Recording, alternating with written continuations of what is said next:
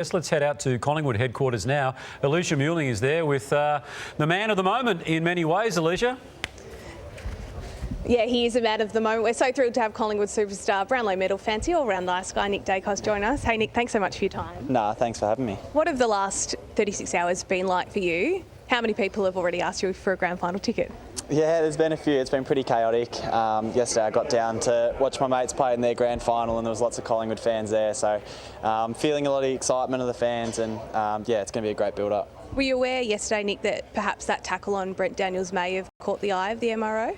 I wasn't. I didn't know anything about it until yesterday. One of my mates mentioned it to me, and then I sort of felt the storm of the media come through. And very fortunate to be playing out there Saturday. It sort of shows you how quickly it can all change, and sort of little actions like that you don't sort of deem as dangerous or like it wasn't intentional, obviously. So yeah, it's a very fine line.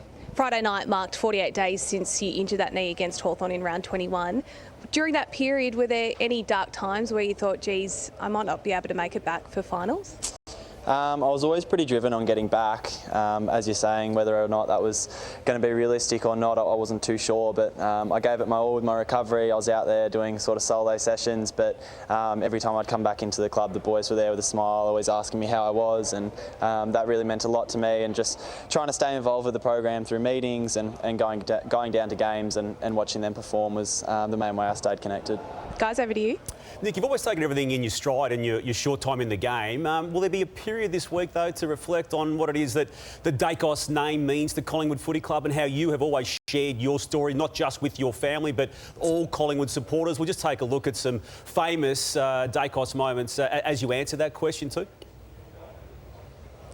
Thanks, Damo. Yeah, I'm sure during the week there'll be a little bit of reflecting. I'm trying to stay as present as I can. I'm trying not to look forward to Saturday as hard as it is, but no, I'm very proud of the group and how far we've come. As you said, last year we lost the prelim by 1 point, and then this year we win it by 1 point and put ourselves in the position to be crowned the champion for the year. So yeah, I'm very proud of where we're at, but at the same time I'm not getting too far ahead of ourselves. We've still got one more game to tick off.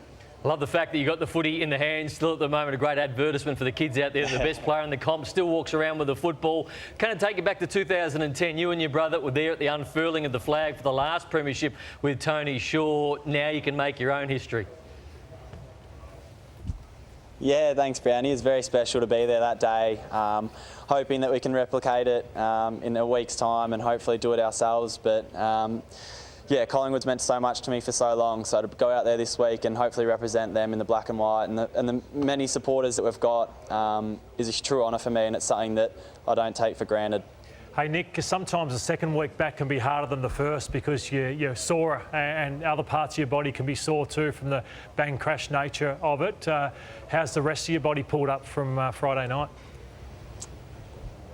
Yeah, feeling really good, Lloydie. Ready to go. I pulled up really well. My game time was managed in the first half. I didn't play a whole heap, and then second half I was sort of just free to play. I think I played the whole last quarter and was fatigued. The lungs were blowing, but my actual body's pulled up really well, so ready to go.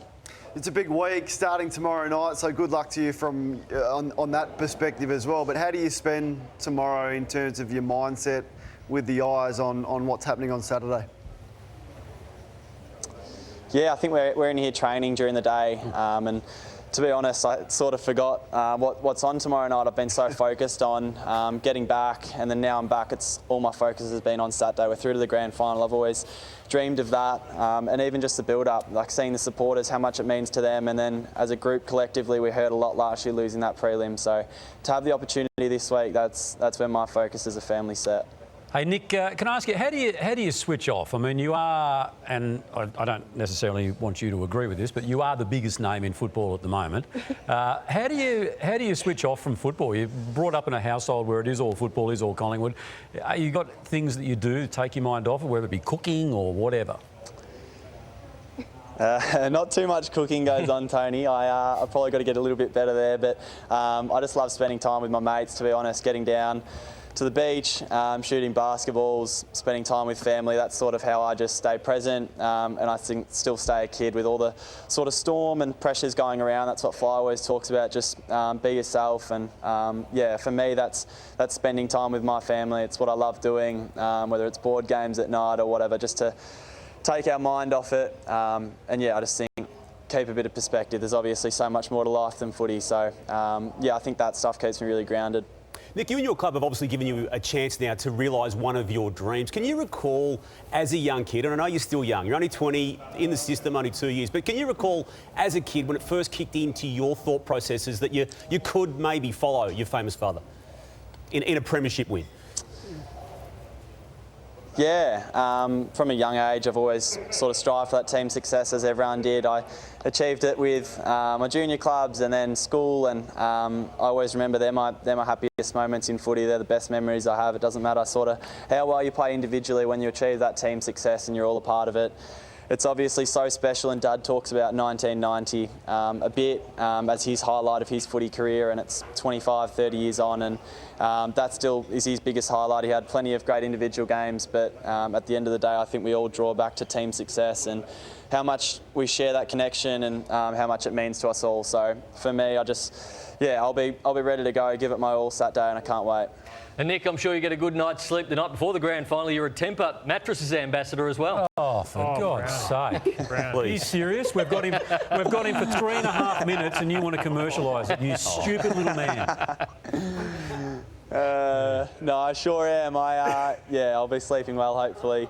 I'm sure there'll be a little bit of nerves, but no, I'll sleep well. Speaking of sleeping well, do you ever wake up in the morning in fear that Kane Cornes is going to come after you in one sense? I mean, if you put in a bad one. You too. That's the best you can come up with. No, he's probably given me a few whacks over the time. I'm sure they've been deserving, but no, I don't know. We'll have to wait and see what happens. Just on that, Nick, like you would have learnt a lot this year, as good as your year has been, to deal with the pressure of opposition, players like McGuinness and what he did the last time around.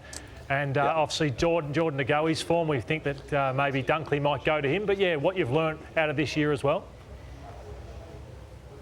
Yeah, absolutely. Well, I think that's the main thing. It's how can I impact the game for the team without having the ball, or if I'm getting tagged and I can't get as much of it. And for me, that starts with my defensive efforts. I think I can bring energy to the team through tackling, smothering, just pressuring, and that's what I'll try and do against Saturday. That's where I start my game, and I feel like the rest of my game flows from there. And as you touched on, Geordie, he's had such a special game over on Friday night, and I'm sure he'll replicate it Saturday, so I'm sure he'll draw lots of attention. He draws 2-3 players, seems to break out and then do his thing, so I'm so excited to see how he'll go Saturday on the big stage. Well, Nick, it's been a thrill to have you on the Sunday Footy Show. Please remember to actually go to the Brownlow tomorrow night, and best of luck on Saturday. We wish you all the best. Thanks for having me, guys. Thanks, guys.